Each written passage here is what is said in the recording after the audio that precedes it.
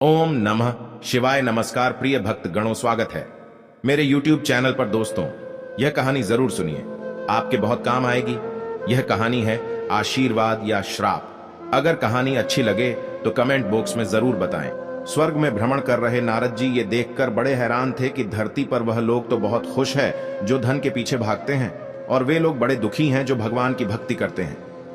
इस विचार से ग्रस्त नारद जी काफी परेशान हो गए, और जब उनसे रहा नहीं गया तो वह सीधे पहुंचे बैकुंठ धाम।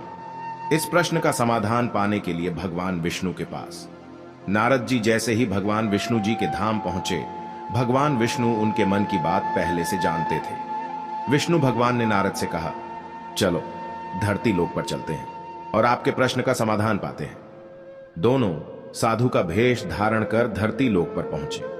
वह दोनों सबसे पहले एक बड़े व्यापारी के द्वार पर भिक्षा मांगने के लिए गए।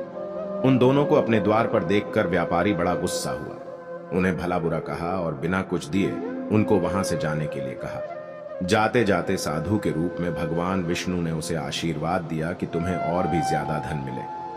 नारद जी को यह देखकर बड़ा आश्चर्य हुआ, लेकिन वह कुछ नहीं बोले और भगवान विष्णु के साथ चलते रहे। थोड़ी देर बाद वह एक बूढ़ी माँ की कुटिया पर पहुंचे। वह गरीब बूढ़ी एक छोटी सी कुटिया में रहती थी। उसके यहां जाकर जब दोनों साधुओं ने भिक्षा मांगी तो बूढ़ी मां बोली, मेरे पास तो आप लोगों को देने के लिए ज्यादा कुछ है नहीं, लेकिन हाँ, मेरे पास एक गाय है जो दूध देती है। अगर आप चाहो तो मैं उस गाय का दूध दोहकर लाती हूं। आप दोनों के लिए उसे पीकर अपनी भूख शांत कर सकते हैं। साधुओं के हाँ कहने पर बूढ़ी मां ने दोनों के लिए दूध का इंतजाम कर दिया। खुश होकर साधु के भेष में विष्णु भगवान ने जब बूढ़ी से कहा कि बताओ तुम्हें क्या चाहिए, तो बूढ़ी मां ने कहा कि मुझे कुछ भी नहीं चाहिए, बस आप आशीर्वाद दीजिए, मेरे लिए इतना काफी है।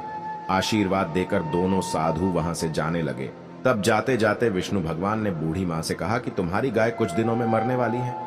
वहां से थोड़ा आगे जाने पर नारद जी बड़े परेशान हो गए और विष्णु भगवान से बोले, यह कैसा न्याय है भगवान आपका?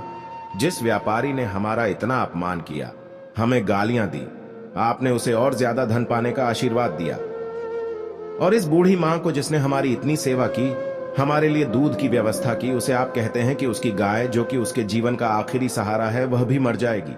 ऐसा क्यों? नारद जी के सवालों को शांत करने के लिए भगवान जी ने चेहरे पर मुस्कान के साथ कहा कि मैंने उस व्यापारी को जो आशीर्वाद दिया, दरअसल वो उसके लिए शाप था। उस व्यापारी का मन पूरी तरह से धन कमाने में फंसा हुआ है, और अगर उसे और ज्यादा धन मिलेगा तो वह आखिरी समय तक उसी धन के पीछे भागता रहेगा और अगले जन्म में सांप बनकर उसके पास कुंडली मारकर बैठा रहेगा।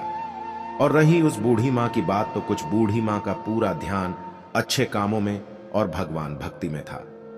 हां, सिर्फ थोड़ा सा मन उसका उस गाय में अटका हुआ था, और वह अपने आखिरी समय में उस गाय के मोह में यह चिंता करती रहती कि उसके जाने के बाद इस गाय का क्या होगा, क्या कोई उसे हानि पहुंचाएगा या मार डालेगा, और वह पूरी तरह से मुक्त नहीं हो पाती।